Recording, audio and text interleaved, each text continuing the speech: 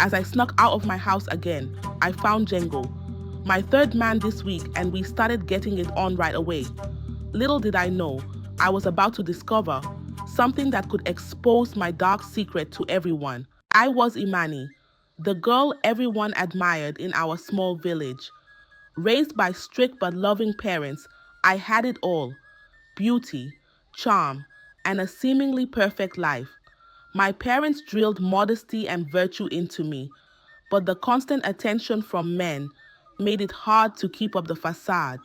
Despite my efforts to stay modest, their admiration was overwhelming. I was the village's golden girl, but that attention began to feel like a heavy burden. It started innocently enough. I'd sneak out at night, telling my parents I was off to see friends or attend prayer meetings. The truth? I was meeting different men from the village, soaking up their attention and the thrill of it all. I became a master of deception, convincing my parents I was the perfect daughter. But rumors spread quickly in a small village. Whispers of my nocturnal activities grew louder, though no one had any proof. My charm kept my secret safe for a while. One evening, I met with Kamau, a handsome trader who often traveled between villages. He showered me with gifts and sweet words, making me feel like the most important person in the world. It was exhilarating, and I began to crave more of this attention. My nightly escapades became more frequent, and I took greater risks. I started seeing multiple men in a single night, each meeting more secretive than the last. But as I indulged in these forbidden pleasures, the village elders began to notice.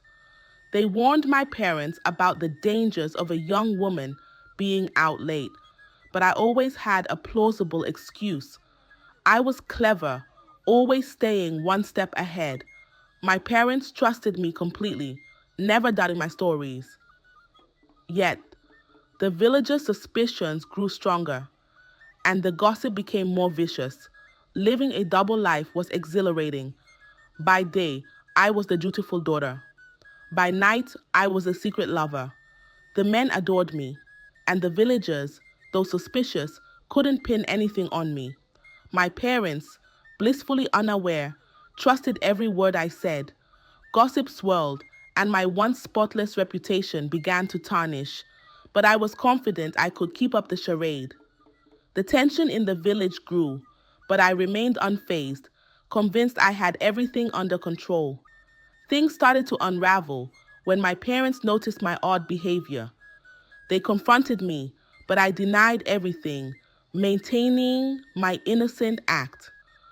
The villagers, frustrated by their lack of evidence, began to distance themselves from my family. I tried to be more careful, but the pressure was mounting. The village was on edge, and my double life was teetering on the brink of exposure. Despite the growing tension, I believed I could manage the situation. One evening, as I sneaked back home, I was caught by my cousin Zuri. She had always been suspicious of my late night activities and had decided to follow me. Zuri confronted me, demanding to know the truth. I tried to lie, but she saw through my deception. She threatened to tell my parents if I didn't stop. Fearful of being exposed, I promised her I would change, but the temptation was too strong. A few nights later, I met with Kamau again. He took me to a secluded spot by the river where we spent hours together. Little did I know, Zuri had followed us. She saw everything and wasted no time confronting me the next day. This time, I couldn't deny it. She forced me to swear on my life that I would stop my secret liaisons. I reluctantly agreed, but deep down, I knew it was a promise I couldn't keep. I faced a critical choice: to stop my secret activities and come clean to my parents, or to escape before being exposed. Driven by fear of the consequences, I decided to leave the village under the guise of going to university. I told my parents I had received an acceptance letter and would be leaving immediately. My parents proud of my achievement, gave their blessing, unaware of my true intentions. I left the village, hoping to start fresh and avoid the scandal. I went to a neighboring village, repeating my previous behavior with new people. I arrived in the new village under the guise of a scholar, seeking peace to study. My beauty and charm quickly caught the eyes of many, but I maintained a facade of modesty and dedication to my studies. I rented a small, secluded cottage at the edge of the village, which provided the perfect cover for my nighttime escapades. During the day, I frequented the village market, where I would buy exotic spices and herbs, feigning interest in traditional medicine to get close to Django, the healer. His reputation as a wise and gentle man intrigued me. I would often linger at his stall, asking questions about his herbs and their uses. My feigned interest in his knowledge soon blossomed into flirtation, and Django, captivated by my attention, invited me to his home for private lessons. Imani, you have a natural curiosity. Django said one afternoon as we pored over his collection of herbs. It's rare to find someone so genuinely interested in traditional medicine. Thank you, Django, I replied, leaning in slightly. Your knowledge is fascinating, and I want to learn everything I can. As our lessons continued, our relationship deepened. I found myself drawn to Django's calm demeanor and kind heart. We spent long evenings together, discussing herbal remedies and sharing stories. The attraction between us grew stronger, and it wasn't long before our private lessons turned into secret liaisons. We met under the cover of darkness, stealing moments of passion in his hut, always careful to avoid detection. However, it wasn't long before I caught the eye of Kato, a wealthy merchant with a commanding presence. I met him at a local festival celebrating the harvest. He was a tall, imposing figure, known for his wealth and influence in the village. As I danced at the festival, my graceful movements drew him in. He approached me with an air of confidence, and I played the part of the innocent, blushing maiden. Our connection was instant, and he lavished me with gifts and attention, eager to win my favor. You dance beautifully. Kato said, handing me a delicate necklace. Allow me to adorn you with this. Thank you, Kato, I replied, smiling shyly as he fastened the necklace around my neck. You're very kind.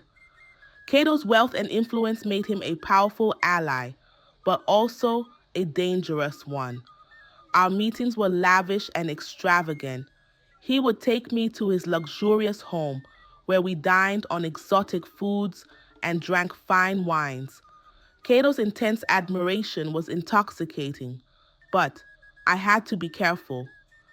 His interest in me drew the attention of others, and whispers began to circulate.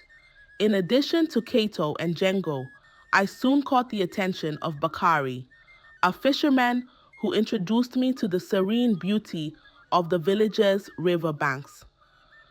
We met by chance one morning as I strolled along the river, enjoying the peaceful surroundings. Bakari was different from the others. His quiet strength and connection to nature intrigued me. He invited me to join him on his boat, and we spent hours drifting on the river, sharing stories and laughter. The river is so beautiful, I said, leaning over the edge of the boat to touch the water. It is, Bakari replied, watching me with a smile. but not as beautiful as you, Imani. Then there was Kwame, a traveling musician who enchanted me with his songs. We met at a village gathering where he was performing. His music was captivating, and I found myself drawn to him. After his performance, I approached him, praising his talent. Your music is beautiful, Kwame, I said, smiling warmly.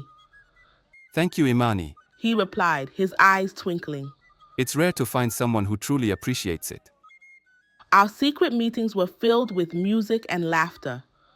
Kwame would play his guitar under the stars while I listened, mesmerized by his talent.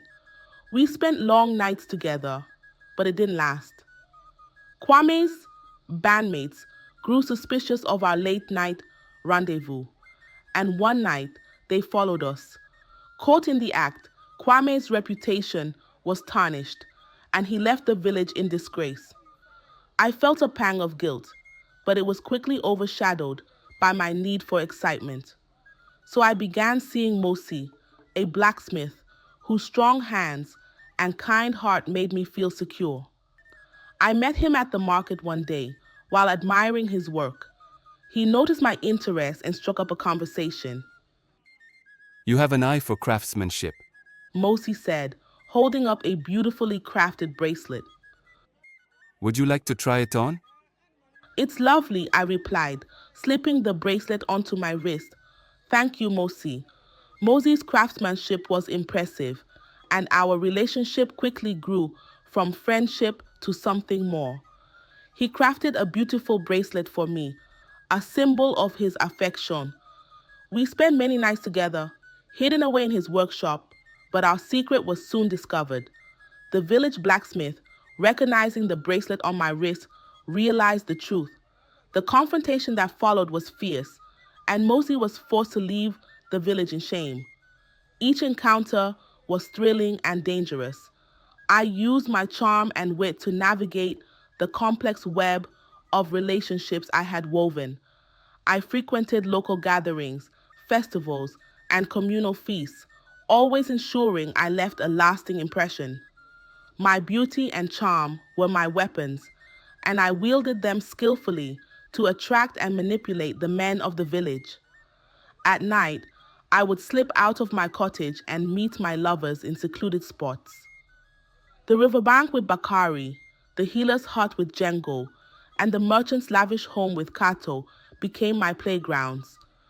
The thrill of sneaking around, the danger of being caught, and the adoration of these powerful men made it hard to resist.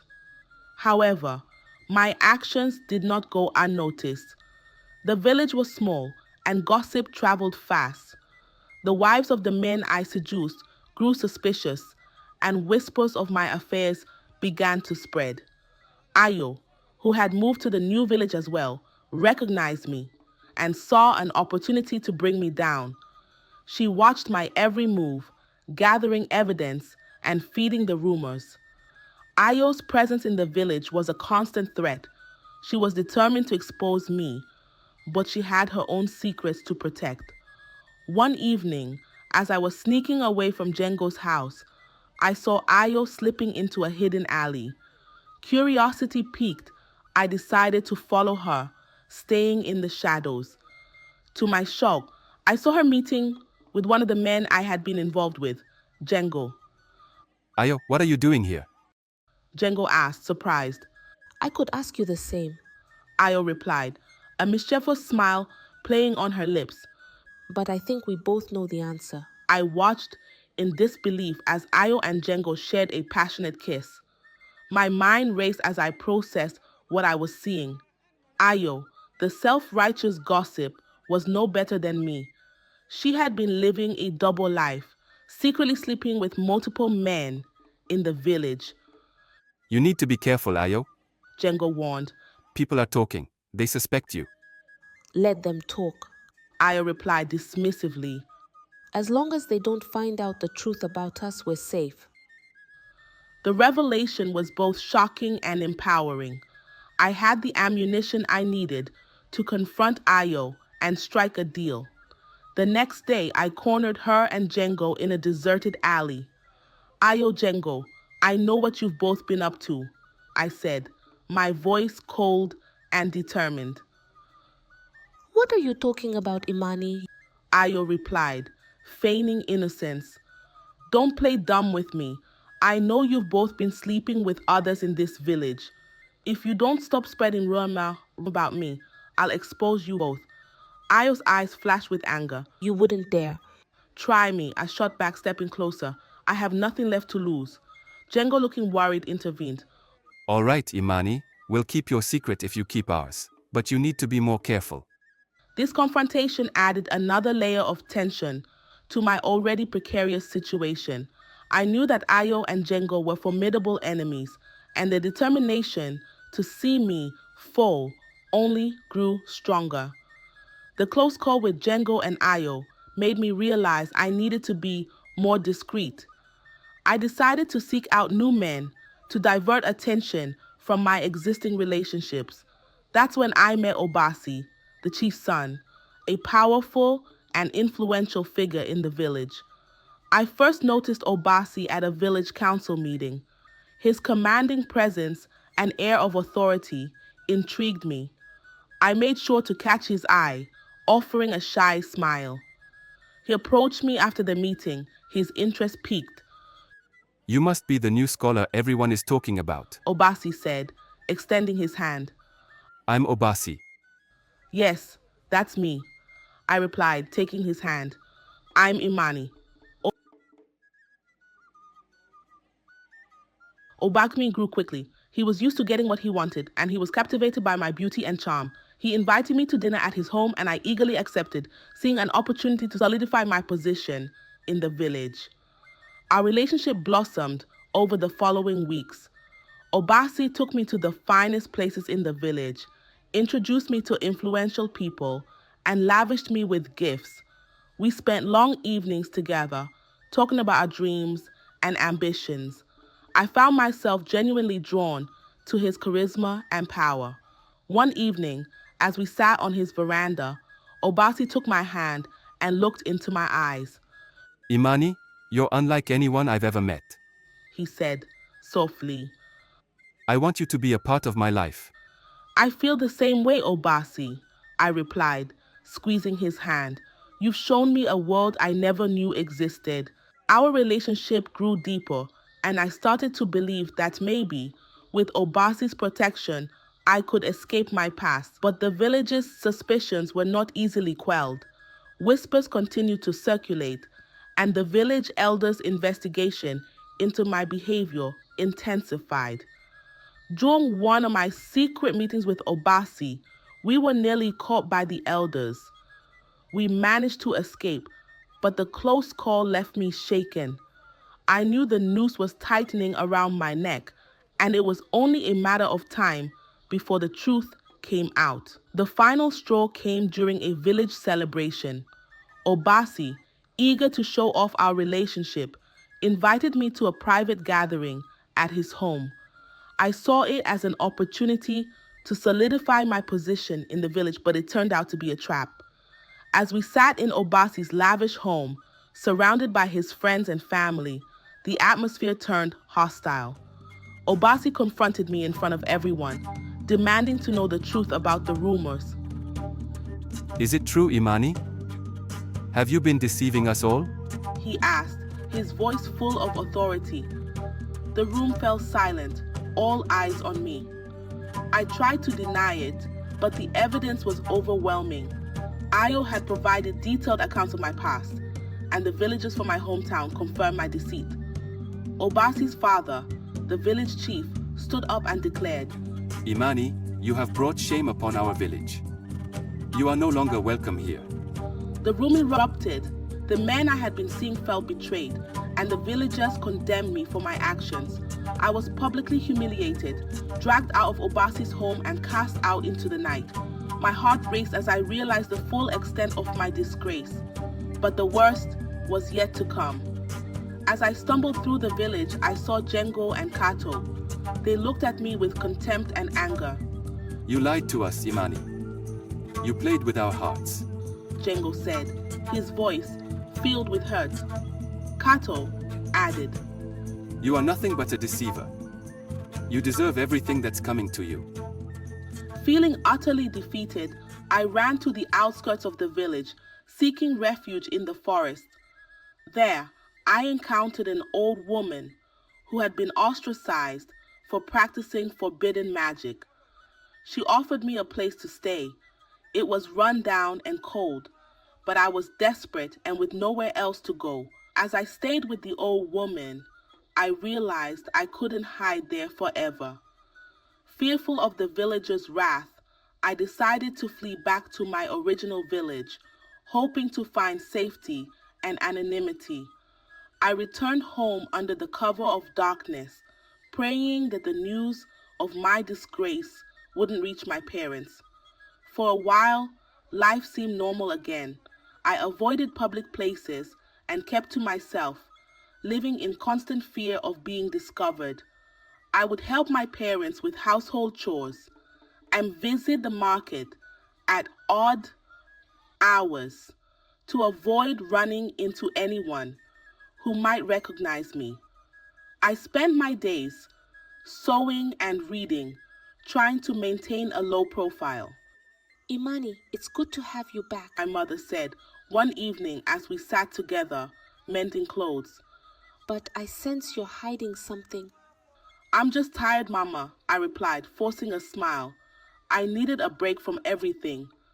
Despite my efforts to blend in and dispel any suspicion, I couldn't shake the feeling that I was being watched. Every time I went out, I could feel the villagers' eyes on me, their whispers following me wherever I went. My parents, although they didn't say it outright, sensed that something was amiss. The tension in our home grew, but I tried to carry on as normally as possible.